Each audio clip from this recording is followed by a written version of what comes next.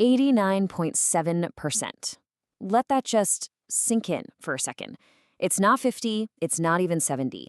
We are talking about nearly 90%. Usually when we look at global trade or commodities, seeing a concentration that high is incredibly rare. It implies an almost total dependency. And when that dependency is suddenly severed, well, the shockwave isn't just felt in boardrooms or on trading floors, it hits directly in the homes of billions of people. This single number represents what S&P Global points to as a catastrophic supply chain break. It's literally the most extreme regional concentration in any commodity affected by the current crisis. Welcome to The Explainer. Today we're unpacking the cooking gas catastrophe, the Strait of Hormuz shock, and what this massive disruption actually means for everyday households. Part 1. The macro level and global energy dependency. So, to really grasp the vulnerability of the everyday household, we first have to take a step back and look at the sheer scale of the Middle East role in global fuel. When we consider the global baseline, the Gulf region alone pumps out 34.2% of all global butane and propane exports. Over a third of the entire world's supply of these crucial gases originates right here.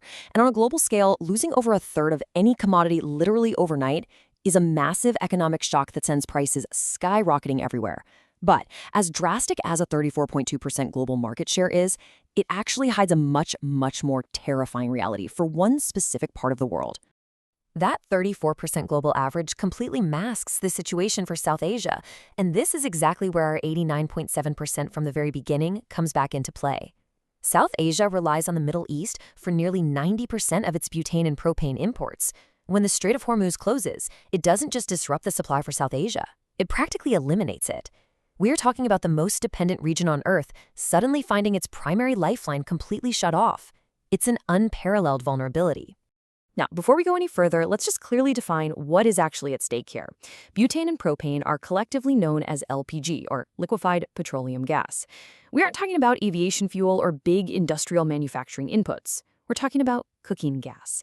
This is the fuel that billions of people across South Asia, Southeast Asia, Africa, and Latin America use every single day. It's how they heat their water, boil rice, cook vegetables, bake bread. For countless households that have spent years finally transitioning away from primitive biomass fuels like wood, charcoal, or dung, LPG is the modern foundation of their daily food preparation. It is entirely, utterly integrated into their daily survival. Which brings us to part 2, the trap, a critical lack of viable alternatives. You might be wondering, well, if the gas stops flowing, why can't these households just, use something else? Think about a massive industrial power plant. It usually has substitution options, right?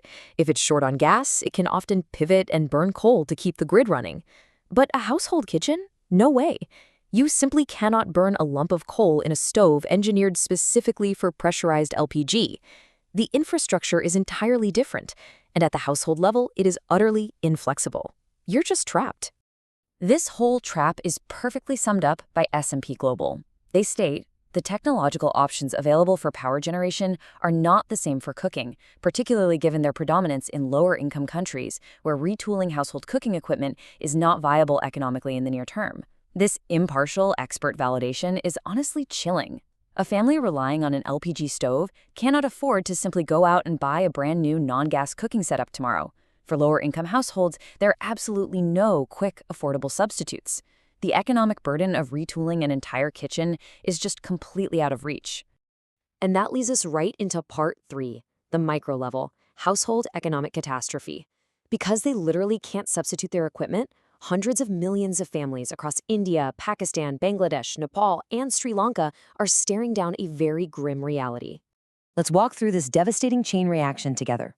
First, with supply choked off, whatever cooking gas remains becomes incredibly scarce and astronomically expensive. It instantly prices out lower-income families. So, what happens next? Well, they are forced to revert to biomass, gathering wood, burning charcoal, or using animal dung. This instantly reverses years of public health progress, triggering massive spikes in indoor air pollution and causing local deforestation. And if they can't gather biomass, families are forced to reduce their cooking entirely. They eat less prepared food, resulting in less nutritious meals. At the very bottom of this catastrophic economic spiral is the most heartbreaking reality of all, a total inability to afford the fuel needed to even cook a basic meal. This is exactly why this cooking gas crisis is honestly the most intimate dimension of the whole Hormuz disruption. It isn't just about shipping lanes or global commodity indices tracking red on a screen.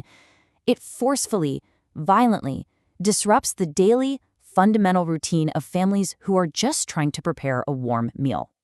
So, I'm going to leave you with this question to chew on. Did you know your daily cooking gas, the very fuel you might use every single evening without a second thought, might depend entirely on the Strait of Hormuz? It's a pretty stark reminder of our fragility, right? It really shows how deeply connected we all are to events happening thousands of miles away. I'd absolutely love to hear your thoughts on this incredible dependency. And hey, make sure you're subscribed to this Explainer series because next time, we're diving into the massive global sugar shock, and it is going to blow your mind. See you there!